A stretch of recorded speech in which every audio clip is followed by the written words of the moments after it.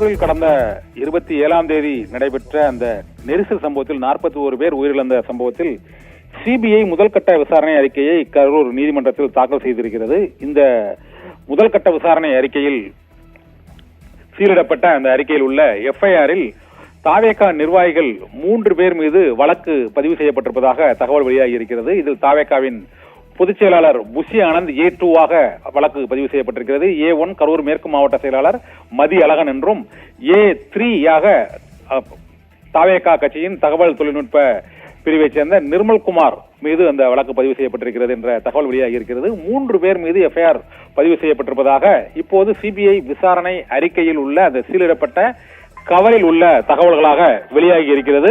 இந்த தகவல்களின் மூலமாக நடிகர் விஜய் மீது இதில் எந்த விதமான குற்றச்சாட்டோ மற்றும் வழக்கு பதிவோ செய்யப்படவில்லை என்பது முதல்கட்ட விசாரணை அறிக்கை தகவல் மூலமாக தெரிய வந்திருக்கிறது.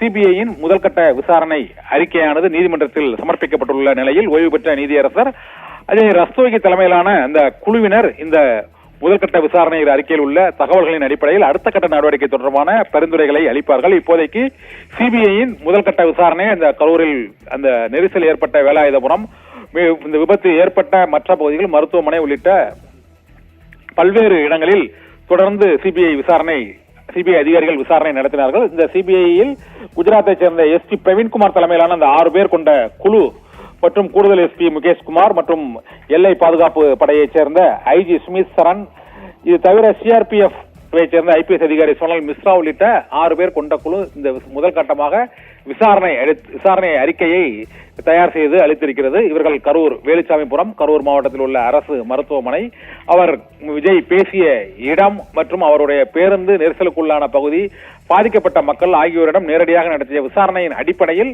இந்த முதல்கட்ட விசாரணை அறிக்கையை நீதிமன்றத்தில் சீலிடப்பட்ட கவரில் சமர்ப்பித்திருக்கிறார்கள். அத்துடன் எஃப்ஐஆரும் பதிவு செய்யப்பட்டிருக்கிறது. சிபிஐ பதிவு செய்யப்பட்டுள்ள அந்த எஃப்ஐஆரில் A1ஆக கரூர் மேற்கு மாவட்ட செயலாளர் மதியழகன் மற்றும் A2ஆக தாவேகாவின் பொதுச் செயலாளர் புஷி ஆனந்த், A3ஆக நிர்மல்குமார் தாவேகாவின் அந்த தொழில்நுட்ப பிரிவு செயலாளராக இருக்கக்கூடிய நிர்மல்குமார் உள்ளிட்ட 3 பேர் மீதும் வழக்கு பதிவு செய்யப்பட்டிருப்பதாக தகவல்கள் வெளியாகி இருக்கின்றன. இந்த தகவல்களின் அடிப்படையில் தான் உச்சநீதிமன்ற ஓய்வு பெற்ற நீதிபதி அஜய் ரஸ்தோகி தலைமையிலான குழு அடுத்த கட்ட நடவடிக்கைகள் எடுப்பதற்கான பரிந்துரைகளை அளிக்கும் என எதிர்பார்க்கப்படுகிறது.